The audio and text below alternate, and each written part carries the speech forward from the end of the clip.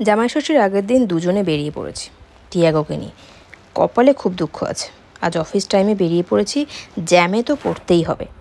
অনেক দিন বেরোনো হয়নি, তাই টিয়াগোকে একটু এনার্জি ফুল করিয়ে নিয়েই আবার আমাদের যাত্রা শুরু।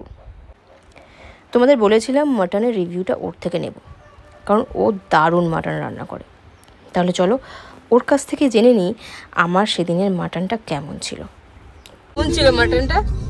ভালো। হ্যাঁ, নুন একটু কম হয়েছিল, বাকি সব ঠিকঠাক। নুনটা একটু কম ছিল, ঠিক আছে।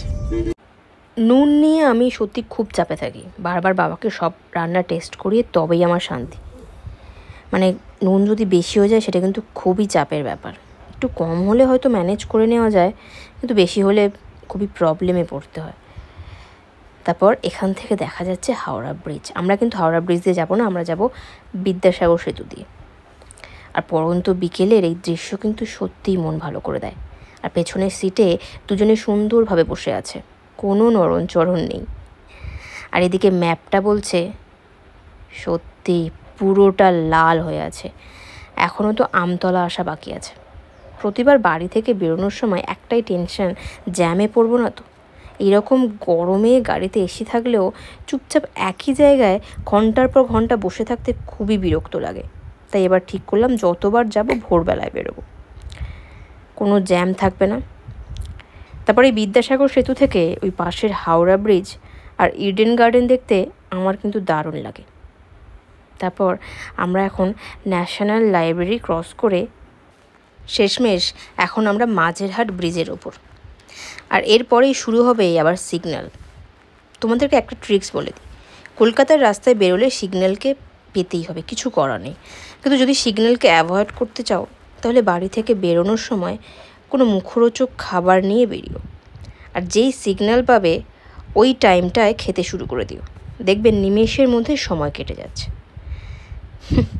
ট্রিক্সটা কিন্তু একবার হলেও ট্রাই করে দেখো, কারণ এটা আমার সাথেও ঘটেছে। একবার আমি বাপের বাড়ি থেকে ফেরার সময় দিদি করে দিয়েছিল চাউমিন, তো যেই সিগন্যাল আসছে ও 1 চামচ করে খাচ্ছে, আমিও 1 চামচ করে খাচ্ছি। মানে তখন মনে হচ্ছে সিগন্যালটা আরেকটু থাকলে ভালো হতো। এটা একটা আলাদাই মজা কিন্তু। তো এইভাবে সিগন্যালটাকে ইউজ করতে শেখো, ভালো লাগবে, বোরিং হবে না।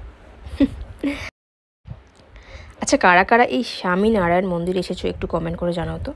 আমার পিসির বাড়ির খুব কাছে, তবুও আমি একবারও আসিনি। দেখা যাক কবে সুযোগ হয়।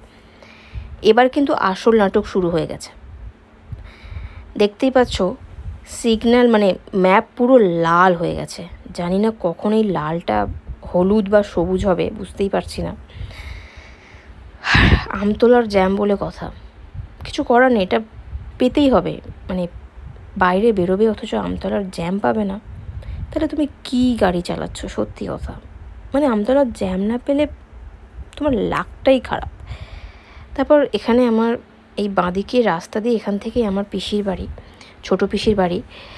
তো এখান থেকে জ্যাম স্টার্ট হয়ে গেছে। এখান থেকে প্রায় অনেকটা আমতলা মেন যে বাজারটা, এখান থেকে জ্যাম অলরেডি স্টার্ট হয়ে গেছে। আর যদি আমরা কোথাও যাওয়ার মানে আমার যদি কোথাও যাওয়ার তাড়া থাকতো, আমার কিন্তু অবস্থা সিরিয়াসলি খারাপ হয়ে যেত সত্যি। মানে এতটা জ্যাম, আর যদি কোনো টাইমে পৌঁছানোর ব্যাপার থাকতো খুবই বাজে ব্যাপার হয়ে যেত। কারণ আমরা অনেকক্ষণ আমতলার জ্যামে দাঁড়িয়েছিলাম, অনেকক্ষণ। মানে আমাদের সামনে প্রচুর গাড়ি ছিল। আর চৌরাস্তা ক্রস করতে তো প্রায় অনেকক্ষণ, মানে আধ ঘন্টার বেশি টাইম লেগে গেল। কিছুদিন আগে দেখছিলাম এই জায়গাটা একটা মানে বিজয় মিছিল করতে গিয়ে বক্স উল্টে গেছে, ঠিক এই জায়গাটাতেই হয়েছিল, আমি কিছুদিন আগে ফেসবুকে দেখছিলাম। তারপর শেষমেশ আমরা ন্যাতরা স্টেশনে এসে গেছি। এখানেও খুবই খারাপ অবস্থা রাস্তাঘাটের।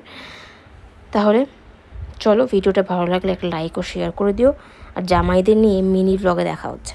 ততক্ষণ টাটা, ভালো থেকো। আর আমার চ্যানেলটা সাবস্ক্রাইব করে আমার পাশে থেকো। দেখা হচ্ছে পরের ভিডিওতে।